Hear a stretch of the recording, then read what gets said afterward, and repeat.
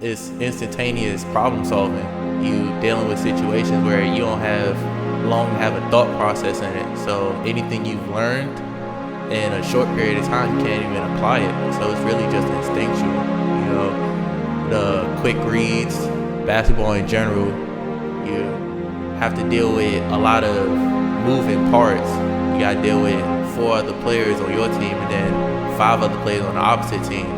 So you got to think about where everybody is, how everybody's moving, and that's the same thing with life. You got to assess every situation around you.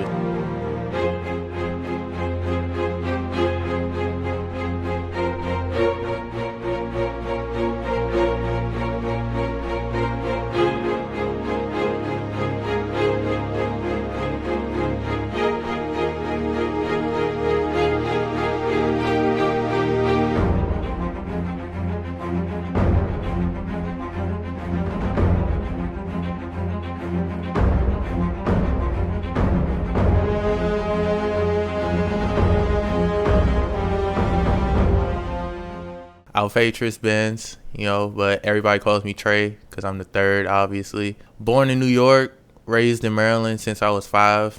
Love playing basketball, love staying fit, taking up interests, learning, living life, learning about life.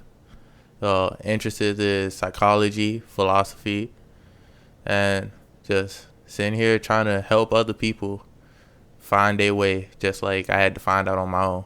The significance of basketball to me sports in general is instantaneous problem solving. You dealing with situations where you don't have long to have a thought process in it. So anything you've learned in a short period of time, you can't even apply it. So it's really just instinctual. The quick reads, basketball in general, have to deal with a lot of moving parts. You got to deal with 4 other players on your team and then 5 other players on the opposite team. You got to think about where everybody is, how everybody's moving, and that's the same thing with life. You got to assess every situation around you, assess your environment, and make reads and react off of simply that, because one misstep or one hesitation could result in a completely different reality seconds later, and that's like how it is in life. But in life, it's long term. Making the wrong decision in a split second could be the difference between you being in a mansion and being in a prison cell. So basketball in general, just expressing yourself honestly, because even people who do crossovers, for example, Jamal Crawford and AI don't do the same crossover. Tim Hardaway and Kevin Durant don't do the same crossover. It's still the same concept, but it's even ways you could put little twist on it. That's the same way with life. I like to parallel a lot of the things I do to life in general, because that's how I apply it. That's how I could personify what I'm doing to different aspects of life, like having a job, paying bills. Basketball taught me how to stay consistent day in, day out, how to push through barriers that I put in front of myself. That's how sports in general has been impactful on my life. It kept me out of the streets, kept me on the court or in the field. It gave me a reason to want to go to school when I couldn't. It's funny because I was having an argument with my friend Al, like fresh out of high school. He was talking about the slam dunk contest in 2013.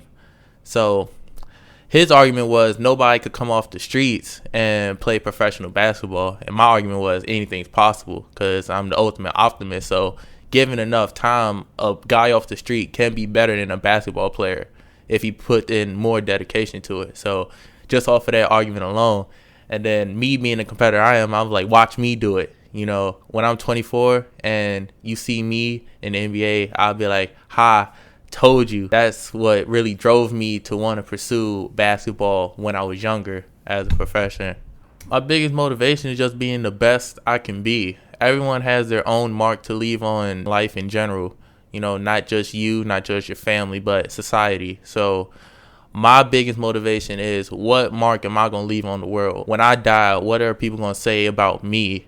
How I react, how I move, how I lived my life, and how I lived my life to affect others, so that their greatness is a reflection of my greatness as a human being. Because they probably wouldn't be where they are because of their interactions with me. I take pride in that. I take pride in people saying that, you showed me something that I wasn't thinking about at like 2 minutes ago. I watch a lot of philosophers and people like Bruce Lee, Muhammad Ali, Ray Lewis, and how they affected people just by being in the same room with them. How their words and actions was like a symbol of hope and optimism and limitless possibilities for life in general. Because people are the most versatile entity in life. So I like to explore as many as I can while staying in the realm of who I am as a person. Because I am my own unique person. And nobody could be greater than me at being me. My motivation is to find out who that person is. Oh, some of my role models, obviously my mother. An unsung role model in my life has been my brother. He's done so many things just to make sure that I had a chance to have the comfort to be able to chase my own aspirations and do things that I didn't think that was possible at the time, because he sees things in me that I still don't see to this day. He always looked out for me when I was younger. When we'd move from neighborhood to neighborhood, he'd always fight like probably the toughest dude in the neighborhood just to make sure, that's my brother, don't bother him, pretty much. And my mom, she speaks for herself. She's literally moved out here with 2 sons, not knowing anyone at all. When one 5-year-old, another 11, when she had nothing. And she's now a lieutenant of police department, so she's come a long way. And I've seen how she's grown and matured through the years as she's raising us to be able to grow and mature. And so I love my mother to death, and she's one of my biggest role models. And from a sports perspective, like I said earlier, Muhammad Ali, Ray Lewis, Bruce Lee. Because of my size, I'm 6'2", 190. So obviously my role models isn't going to be Kevin Durant or LeBron, because they're Kevin Durant and LeBron. They're like 168, 260. The other's like 7 foot tall.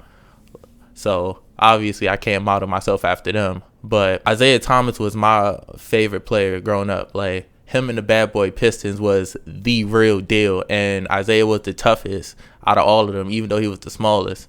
And I always respect that about people, how it's not about winning the fight. It's about being in the fight and having something to fight for.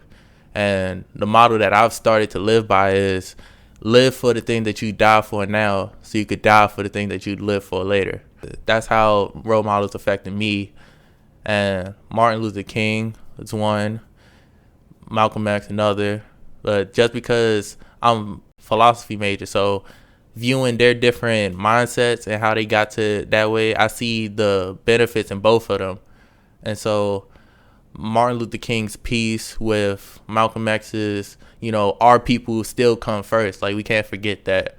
And so those are my role models in life in general. And so I try to take little bits and pieces of all of them, like the charisma of Muhammad Ali, like the absolute relentlessness of a Ray Lewis, and then the calculating and almost free-flowingness of Bruce Lee. Bruce Lee saying was, be formless, shapeless like water. And he's right. That's what human beings are. We're water. We could flow in any situation. We have the capabilities of whatever situation we're in, being able to thrive in it. So it's just that mentality to have. And so those are my role models. When I was younger, I was a straight shooter. Like, that's all I could do. From, I'd say, 6 to 11, I was straight shooting. Then I got to middle school. I stopped playing basketball as much. I started messing with girls, obvious, typical stuff. And then I lost some of my skills. So then I was just straight athlete. I just hustled a lot, got rebounds, ran the court, did all that. Then high school, started playing a little bit more basketball. So I started getting a little bit of a ball handle to me. And now I'm more of a slasher, still a shooter, but I'm basically like a mix between, I say I got a little bit like probably a poor man's, I say Derrick Rose mixed with some Kyrie, like just straight gunning like Steph. I'm nil humble. And I play safety like LeBron. I'm 6'2", so it's not the same, but I like to take bits and pieces from them three, and then when I lock in, I like to play defense. So probably like a Mike Conley on the defensive end. And then just leader in general, I'd say Chris Paul, being vocal on the court. That's pretty much how I'd pattern my game. Now, how I want to be 3, maybe 4 years from now is probably going to be a completely different conversation. So we'll just have to wait and see.